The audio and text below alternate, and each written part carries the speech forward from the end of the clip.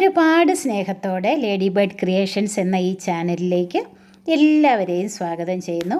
ഉച്ചയൂണിന് മീനൊന്നുമില്ല എന്ന് വിഷമിക്കേണ്ട. മീൻ പീര മാറ്റി വെക്കുന്ന രുചിയിൽ ഒരു കിടിലൻ തോരൻ നമുക്ക് തയ്യാറാക്കാം.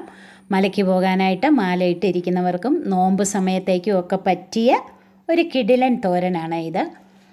അപ്പോൾ വീഡിയോ ഇഷ്ടമായാൽ നിങ്ങളൊന്ന് ലൈക്ക് ചെയ്യണേ. സബ്സ്ക്രൈബ് ചെയ്യാതെ കാണുന്ന കൂട്ടുകാർ ദയവായി ഒന്ന് സബ്സ്ക്രൈബ് ചെയ്ത് സപ്പോർട്ട് ചെയ്യണേ. മറക്കാതെ ആ കുഞ്ഞ് ബെൽ ബട്ടനും കൂടെ ഒന്ന് എനേബിൾ ചെയ്യാൻ മറക്കല്ലേ. അപ്പോൾ കോവയ്ക്ക വെച്ചിട്ടാണ് ഈ കിടിലൻ തോരൻ നമ്മൾ തയ്യാറാക്കുന്നത്. ഞാനൊരു 10 കോവയ്ക്ക കഴുകി എടുത്ത് വെച്ചിട്ടുണ്ട്. ഇതുപോലെ രണ്ടായിട്ട് ഒന്ന് കട്ട് ചെയ്തിട്ട് വീണ്ടും ഇതുപോലെ കനം കുറച്ച് നീളത്തിൽ അരിഞ്ഞെടുക്കണം.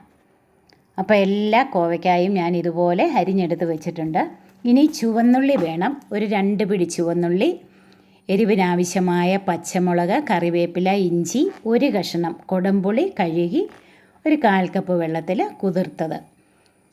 കോവയ്ക്ക ഞാൻ അരിഞ്ഞെടുത്ത് വെച്ചിട്ടുണ്ട്. ഇനി പാനിലേക്ക് 2 ടേബിൾ സ്പൂൺ വെളിച്ചെണ്ണ ചേർത്ത് കൊടുക്കാം. എണ്ണ ചൂടാകുമ്പോഴത്തേക്ക് നമുക്കൊരു 1/2 ടീസ്പൂൺ കടുകും ഒരു 4-5 ഉലുവായും കൂടെ ചേർത്ത് ഒന്ന് പൊട്ടിക്കണം. ഇത് രണ്ടും ഒന്ന് പൊട്ടിക്കഴിയുമ്പോഴത്തേക്ക് നമുക്ക് അരിഞ്ഞു വെച്ചിരിക്കുന്ന ഇഞ്ചി, ഒരു ചെറിയ കഷ്ണം ഇഞ്ചി മതി, ഇഞ്ചി ചേർത്ത് നമുക്കൊന്ന് വഴറ്റി കൊടുക്കാം. ഇഞ്ചി ഒന്ന് വഴന്ന് വരുമ്പോഴത്തേക്ക് നമുക്കിനി ചുവന്നുള്ളി അരിഞ്ഞത് ചേർത്ത് കൊടുക്കാം. ചുവന്നുള്ളി ചേർക്കുന്നതാണ് ടേസ്റ്റ്. ഇനി ചുവന്നുള്ളിക്ക് പകരം സവോള വേണമെങ്കിലും ചേർക്കാം. എന്നാലും കുഞ്ഞുള്ളിയാണ് ഒന്നുകൂടെ ടേസ്റ്റ് ആകുന്നത്. ഉള്ളി ചേർത്ത് നമുക്ക് നന്നായിട്ട് ഒന്നുകൂടി ഒന്ന് വഴറ്റാം. ഒരുവിധം ഒന്ന് വഴന്ന് വന്നാൽ മതി, ഒരുപാടങ്ങ് മൂത്ത് പോകേണ്ട ആവശ്യമില്ല. ഇനി നമ്മൾ അരിഞ്ഞു വെച്ചിരിക്കുന്ന പച്ചമുളകും കറിവേപ്പിലയും കൂടെ ചേർത്ത് കൊടുക്കാം. ഇത് നല്ല എരിവുള്ള പച്ചമുളക് ആയതുകൊണ്ട് ഞാൻ 2 എണ്ണ എടുത്തിട്ടുള്ളൂ. ഇനി എരിവ് കൂടുതൽ വേണമെന്ന് ആവശ്യമുള്ളവർക്ക് അതിൻ്റെ അനുസരിച്ച് പച്ചമുളക് എടുക്കാം. പച്ചമുളകും കൂടെ ചേർത്ത് നന്നായിട്ട് വഴറ്റി ഇനി നമ്മൾ അരിഞ്ഞു വെച്ചിരിക്കുന്ന കോവയ്ക്ക അതിലേക്ക് ചേർത്ത് ഒരു മീഡിയം ഫ്ലെയിമിൽ ഒരു 2 മിനിറ്റ് 3 മിനിറ്റ് ഒന്ന് വഴറ്റണം. നന്നായിട്ട് ഇതൊന്ന് വാടി വരണം. ആ സമയത്ത് നമ്മൾ ഒരു 1/2 ടീസ്പൂൺ മഞ്ഞൾപ്പൊടിയാണ് ചേർത്ത് കൊടുക്കുന്നത്. മഞ്ഞൾപ്പൊടിയും കൂടെ ചേർത്ത് വീണ്ടും നന്നായിട്ടൊന്ന് വഴറ്റണം. മഞ്ഞൾപ്പൊടിയൊക്കെ ഒന്ന് മൊരിഞ്ഞ് വരണം. അപ്പം മഞ്ഞൾപ്പൊടിയും കൂടെ ചേർത്ത് വീണ്ടും നന്നായിട്ടൊന്ന് വഴറ്റിയെടുത്തിട്ടുണ്ട്. ഇനി നമുക്ക് ഇതിന് ആവശ്യമായ ഉപ്പ് പൊടി ചേർത്ത് കൊടുക്കാം. ഞാൻ ഏകദേശം ഒരു 1/4 ടീസ്പൂൺ ഉപ്പ് പൊടി ചേർക്കുന്നുണ്ട്. ഉപ്പ് പൊടിയും കൂടെ ചേർത്ത് വീണ്ടും നന്നായിട്ട് തന്നെ ഒന്ന് ഇളക്കണം. നന്നായിട്ട് ഒന്നുകൂടെ ഒന്ന് ഇളക്കി. ഇതിലൊട്ടും വെള്ളം നമ്മൾ ചേർക്കേണ്ട ആവശ്യമില്ല. ആ കോവയ്ക്കായിലുള്ള വെള്ളം കൊണ്ട് തന്നെ അത് വെന്ത് കിട്ടിക്കോളും. ഇപ്പോൾ എല്ലാം കൂടെ ഒരു 2-3 മിനിറ്റ് ആയിട്ടുണ്ട്.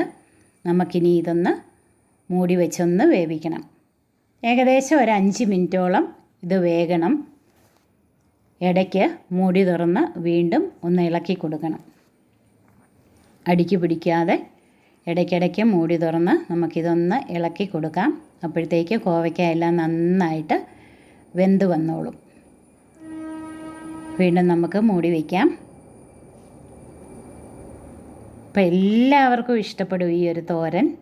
അത്രയ്ക്കും സ്വാദുള്ള ഒരു തോരനാണ്. നമുക്ക് പുളിവെള്ളം അതിലേക്ക് ചേർത്ത് കൊടുക്കാം. പുളിയുടെ കഷണവും പുളിവെള്ളവും കൂടെ നമുക്ക് ചേർത്ത് കൊടുക്കാം. വീണ്ടും മൂടി വെച്ച് ഒന്നുകൂടെ ഒന്ന് വേവിക്കണം.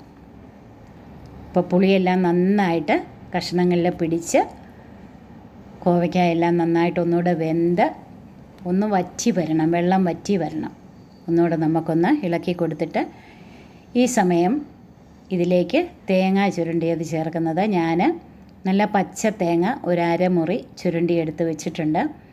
അത് നമുക്ക് ഈ സമയത്ത് ചേർത്ത് ഒന്ന് നിരത്തിയിട്ട് വീണ്ടും ഒന്നുകൂടെ ഒന്ന് മൂടി വെച്ച് വേവിക്കണം. തേങ്ങയും എല്ലാം കൂടി ഒന്ന് വെന്ത് ഒന്ന് നമുക്ക് ഇളക്കി കൊടുക്കാം. ഇനി വെള്ളം വറ്റാനുണ്ടെങ്കിൽ വെള്ളം ഒന്ന് വറ്റിച്ച് എടുത്താൽ മതി. ഇപ്പം നമ്മുടെ കിടിലൻ സ്വാദുള്ള മീൻ പീരയുടെ രുചിയിലുള്ള കോവയ്ക്ക തോരൻ. കോവയ്ക്ക ഒരുപാട് ഔഷധ ഗുണങ്ങളുള്ളതാണെന്ന് എല്ലാവർക്കും അറിയാം. പ്രത്യേകിച്ച് ഷുഗറുകാർക്കൊക്കെ കഴിക്കാൻ വളരെ നല്ലതാണ് ഈ കോവയ്ക്ക. അപ്പം ഇങ്ങനെ വെറൈറ്റി രുചികളിലൊക്കെ തയ്യാറാക്കുവാണെങ്കിൽ എല്ലാവർക്കും ഇഷ്ടപ്പെടും. എന്നും ഒരേ രീതിയിൽ തന്നെ തയ്യാറാക്കാതെ പല രീതിയിൽ തയ്യാറാക്കിയാൽ എല്ലാവർക്കും ഇഷ്ടപ്പെടും. നിങ്ങൾ തീർച്ചയായും ഇങ്ങനെയൊന്ന് തയ്യാറാക്കിയിട്ടില്ലെങ്കിൽ ഇങ്ങനെയൊന്ന് തയ്യാറാക്കി നോക്കണം. നിങ്ങൾക്ക് ഒരുപാട് ഇഷ്ടപ്പെടും. എല്ലാവർക്കും ഒരുപാട് നന്ദി അറിയിക്കുന്നു.